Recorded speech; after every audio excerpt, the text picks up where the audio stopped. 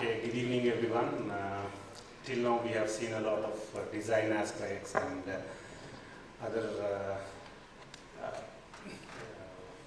applications onto it. Now I'm just going to introduce a small application where we have introduced into in our controller, and to qualify your components practically in the lab.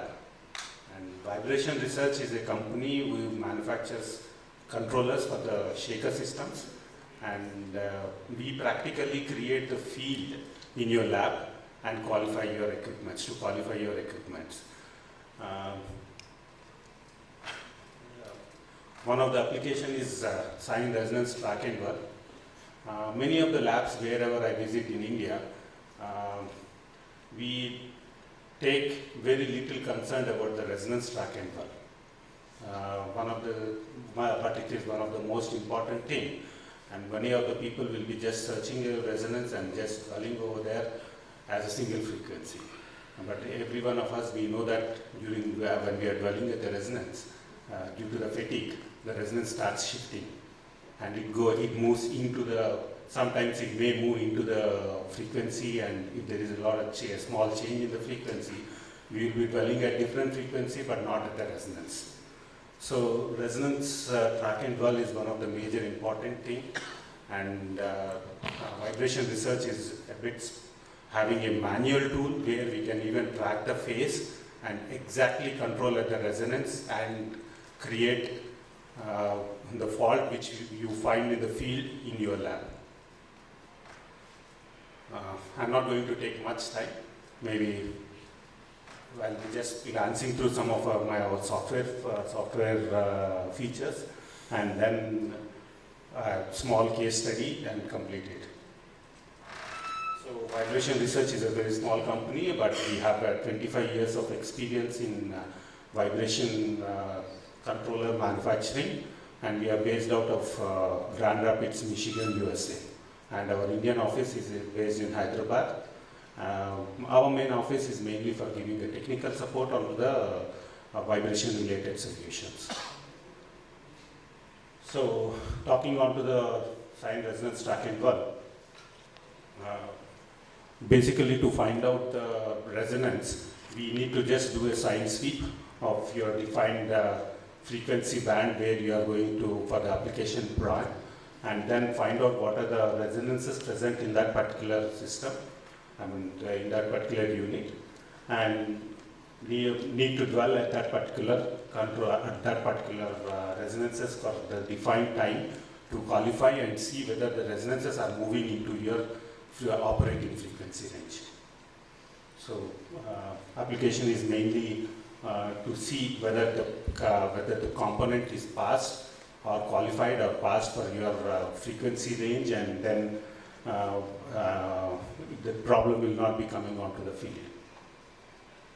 So for this we have just mounted a small to understand how our software works. So you can see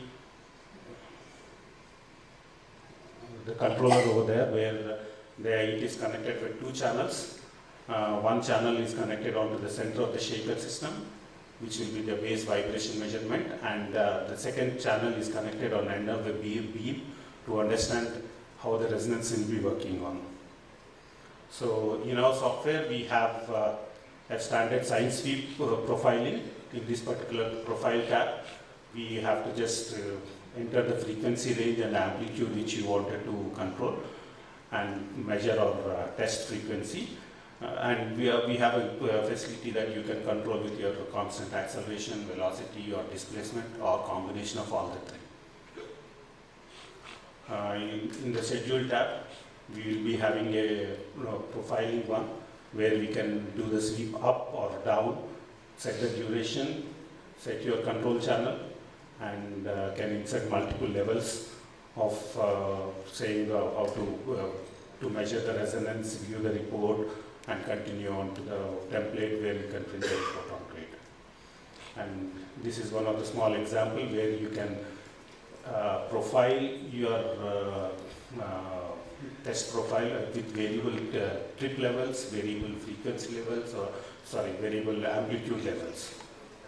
And even you can define the sweep rate for the critical areas, so that you can get your sharp resonances measured. So this is a small example of effect of frequency range, and how do the sweep and frequency range will be affecting in measuring the transmissibility and exact frequency of resonance. So in the same structure, we can see that with a variable deep frequency range, variable frequency sweep rate, you will be finding that you will be having a different amplitude of transmissibility. So the slower the sweep rate, you will be getting a better peaks measured, and since the controller will be having more time, and it will be controlling and measuring the exact resonance frequency as well as exact transmissibility. So in this example, you can see with 0.1 octave per minute, you get a transmissibility of at 10.83 hertz and a higher G level of 3.7, 3.5 when the base vibration is of 1 G level in the control accelerometer.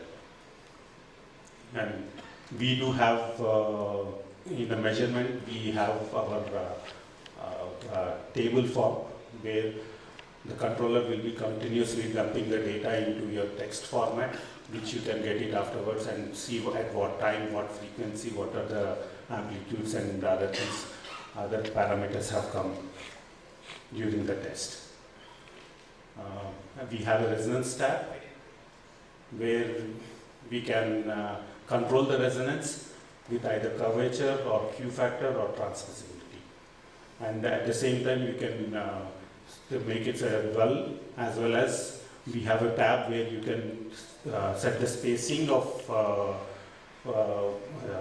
measuring the frequencies, measuring the resonances. So in what frequency range you wanted to have each peak. So this is how the transmissibility and Q factor measurement and the transmissibility, how do we calculate calculate the Q factor and transmissibility. And we have a control parameters tab where we can control and with what rate you have to shift the frequency when you are doing the dwell test. So when we do a sine sweep, the software will automatically measure the resonances present in that particular frequency sweep and pop up a window showing what is the transmissibility, Q factor, as well as the phase at which it was phase of the resonance. So just by, you can just oops.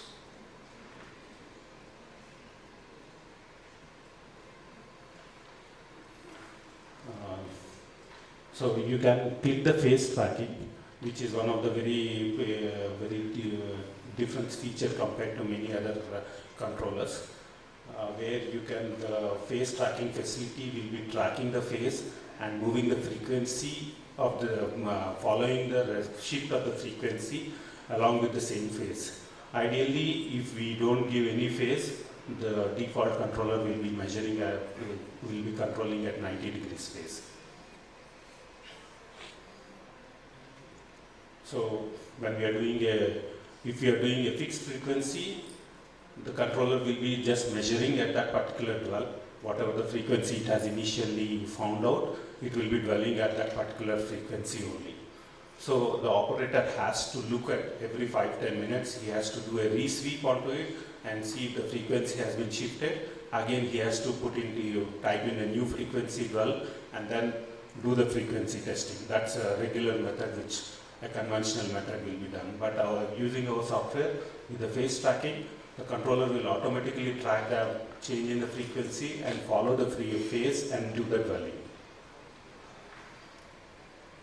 So the main reason for why the phase is important is traditional SRTD tests have controlled on frequency with little concern on the phase.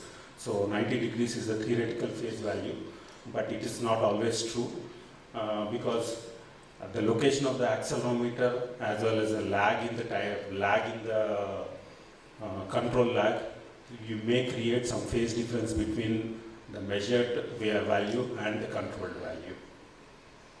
So VRC has introduced a tab where once you find the resonances, we have a tab where we can manually shift the phase online when the test is going on.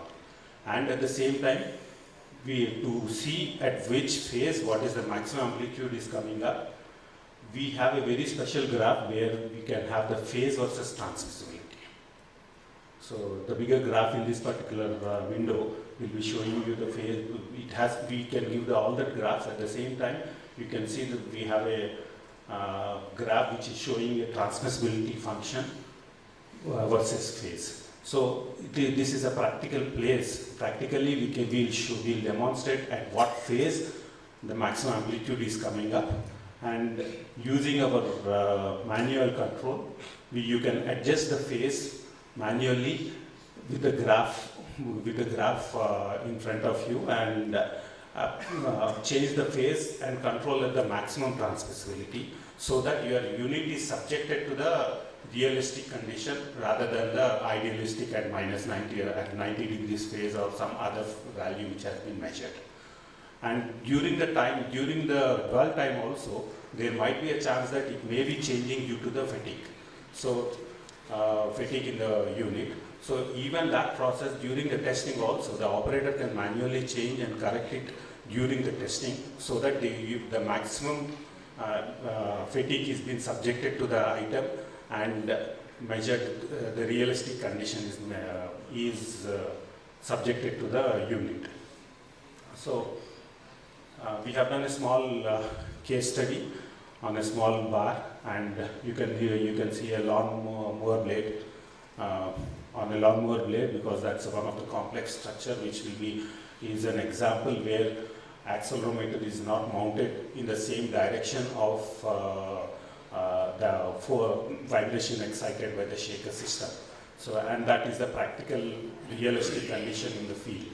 So we can see that we have done a sine sweep and found the resonance at 69.7 Hertz with a transmissibility of 31 G by G, and the phase at phase of 71.6 degree. But manually when we see it, the realistic transmissibility at 82.5 is 32.4 amplitude at 82.5 degrees. So the peak transmissibility difference between the measured to the actual one, there is a difference of 4.5%. Similarly, on the lawnmower blade, we have seen that when we do the manual control, there is a change of nearly 5.9%. So this 5.9% will be less subjected to the blade, so almost like you are subjecting 5% lower energy or at that particular resonance rather than. So this allows you to practically measure exact phase, at what phase you are getting a maximum transmissibility and subject the maximum force on your unit, and see that you have the practical experience on what you experience in the field. And same will be replicated in your lab.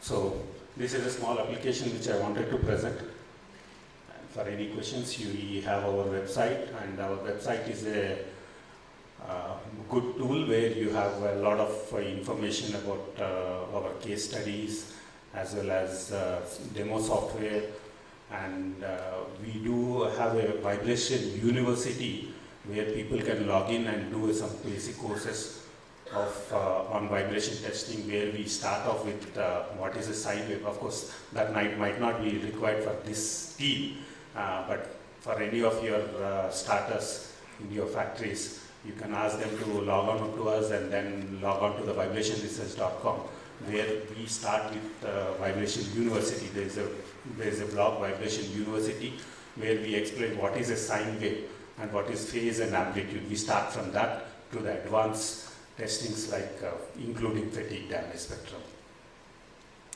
Thank you. So thank you. Yeah. Are there questions?